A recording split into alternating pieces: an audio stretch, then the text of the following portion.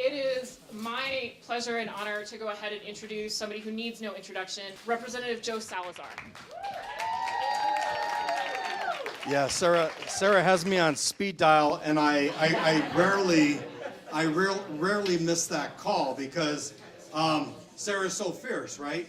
I mean, when Sarah calls, I want to pick up that call because I know something really intense is about ready to happen. What's up, homie? I get to see my fellow treehouse mate back here. In the legislature in the state house, we have one section that's the back section of the Democratic side of the House of Representatives. And they put us in the back because we're a little feisty. And so we call it the treehouse. Yeah. And so Edie is the leader of the treehouse. She's the one who's doing all the rallying cries from the back and egging us on, which then ends up, I end up getting called into the principal's office because of her. It's a pleasure to be here. I really appreciate seeing this turnout. And it is so timely, right? I mean, these conversations have been happening for a series of years about the environment. But just in the past 2 weeks alone, we have seen one report after another come out, from the IPCC report to the U.S. National Report on Climate Change. And we are seeing other types of movements on the other end, from Xcel Energy, from Poudre Valley, and there are others that look like they're going to start moving in a direction of renewable energy. And it seems to me like people are finally starting to recognize that we're at a critical time, when we were at a critical time about 20, 30 years ago, right? But I'm writing this book right now, and part of writing this book, I talk about what it means, the human experience really means to me, and what it means to be a human being. And what it means oftentimes is that we could be standing in one place and looking off into the distance and see a monster out there approaching us, and we ignore it. And then a little bit later on, we look up again and we see that that monster has creeped closer to us, and we ignore it. Pretty soon that monster is just feet away, and we act like the monster isn't coming towards us. Until finally the monster is right in front of us and slaps us in the face, and we realize that we've been looking at our own reflection in a mirror that's been getting closer to us. And that's where we're at. The monster in front of us is the human element. How many of you seen that? It's amazing. The human element in climate change. We have caused ourselves to be placed in a critical situation. This generation and the next generations. There are some of those of us who are old enough to recognize that maybe it won't affect us as much as it will our children and our grandchildren. But being an indigenous man here in the state of Colorado, I recognize that I live for the next 7 generations and not just for mine. And this is an important philosophical and humane principle to live beyond yourself through your other generations. What are we going to do at this moment? We have 3 branches of government within our control. We have an Attorney General's office now within our control, something we haven't had in a long time. We have a governor who says all the right things about renewable energies and about a just and equitable job transition. We finally have the Senate back. Thank you, Tammy Story.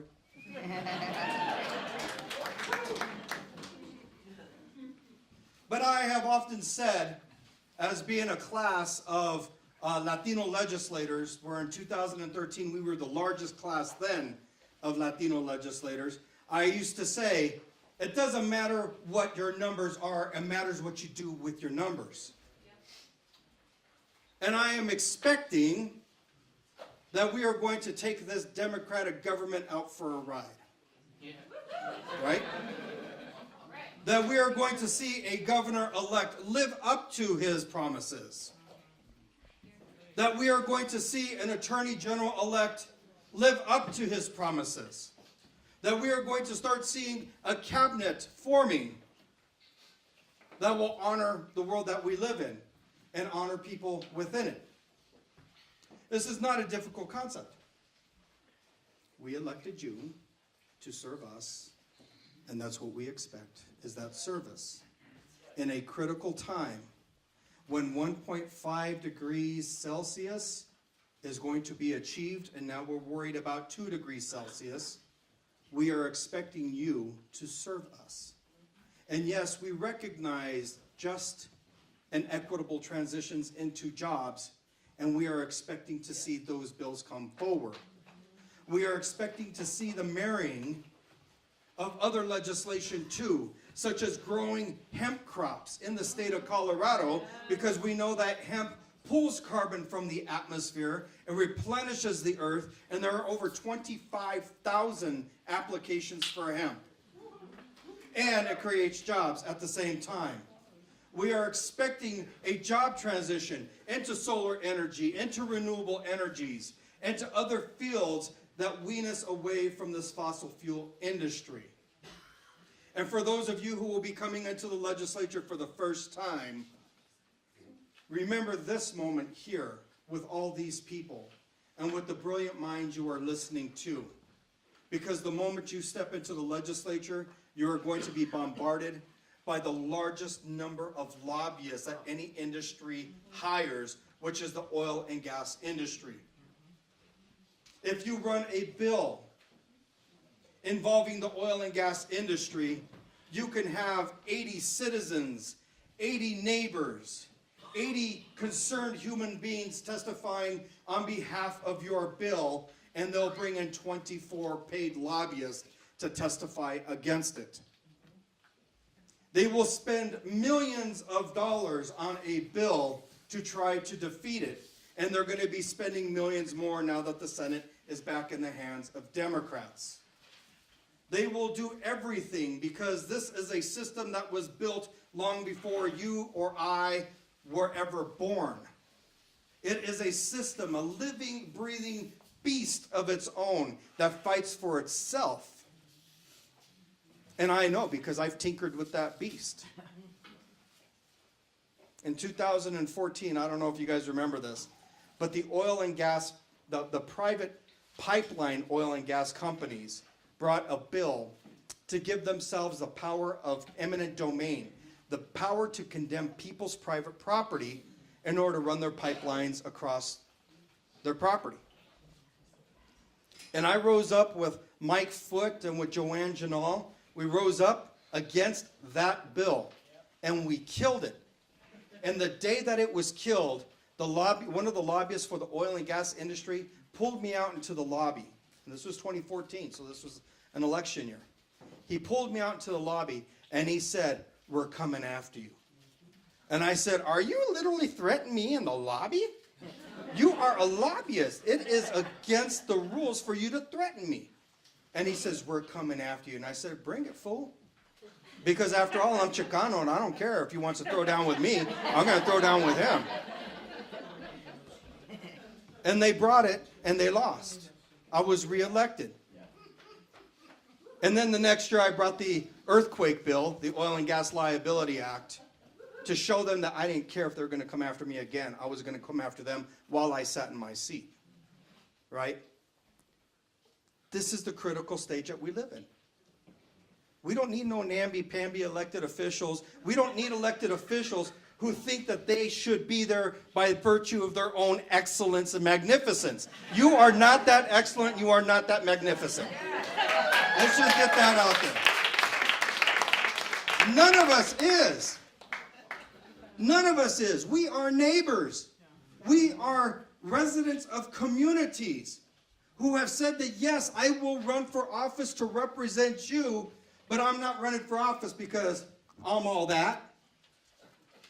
You're running for office because people believe that you are a leader.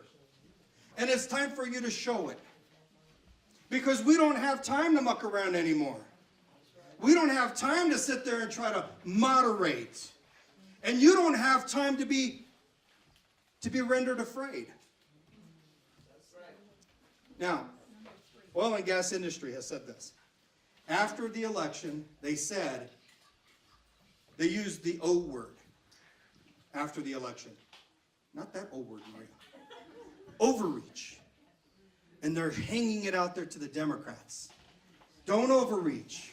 Don't overreach. And then they say, you remember what happened in 2014? Because you overreached? Do you remember what happened?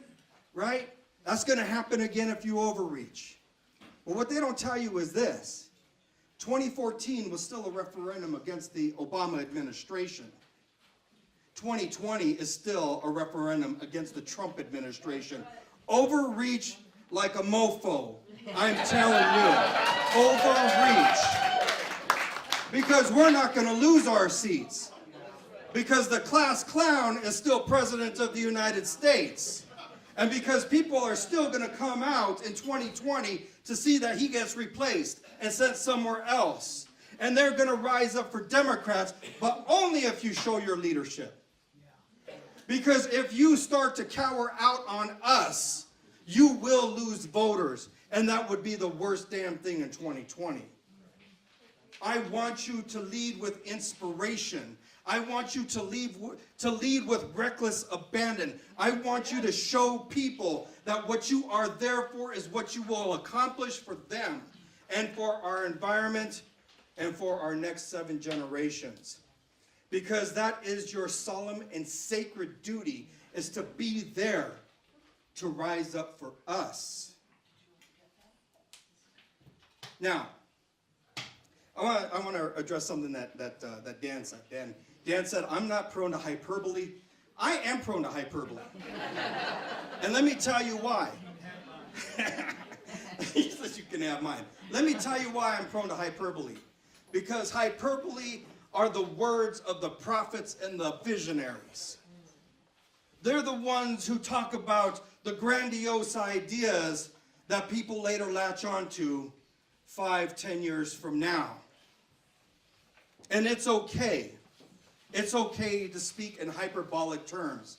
When I brought that earthquake bill in 2015, they said I was just full of hyperbole. They said that there was no science out there that proved that earthquakes were being caused by fracking activities. And here we are 3 years later, and it's definitive. It is definitive.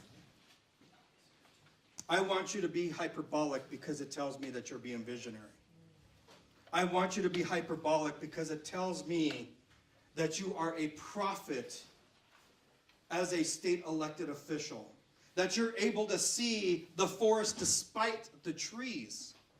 That you are able to recognize that there are things coming in the future that we need to gird ourselves against. Be hyperbolic and overreach. Now, if Governor Polis was probably here, he'd probably be on the floor right now having a seizure. Hearing me say that. But this is true. This is true. And as much as I am being hyperbolic right now, if you don't listen to what I say, or what I am recommending, or what I am advising to you, let's see what kind of condition we're in 2020.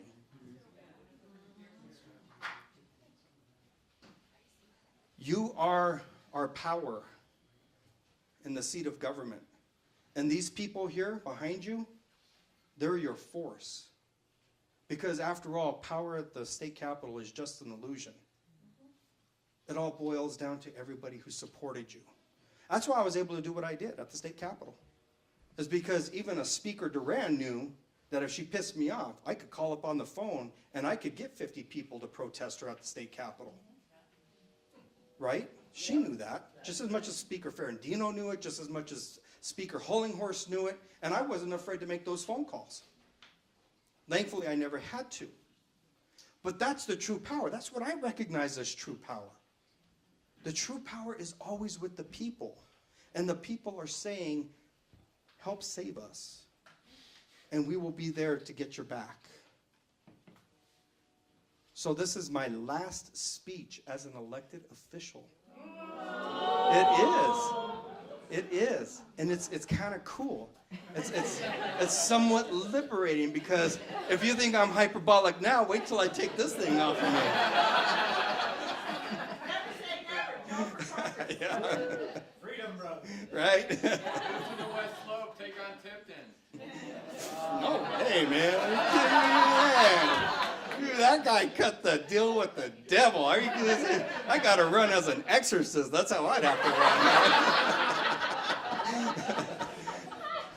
But I want to close it out by saying this. This has been the time of my life representing you. The time of my life standing next to Proposition 112 and Colorado Rising. The time of my life watching my own residents rise up and form groups like Fresh and like Metro North Neighbors for Safe Energy. It's been the time of my life watching all of you start to coalesce with one another, to see logic being formed, to see the groups working together. It has been the time of my life. And I really appreciate you, because you're fighting for my daughter. And you're fighting for potentially my grandchildren at some point way in the future. Right? And that's what I love about you guys, is that you're rising up and you're fighting for one another. So thank you very much. I appreciate you. And I love you.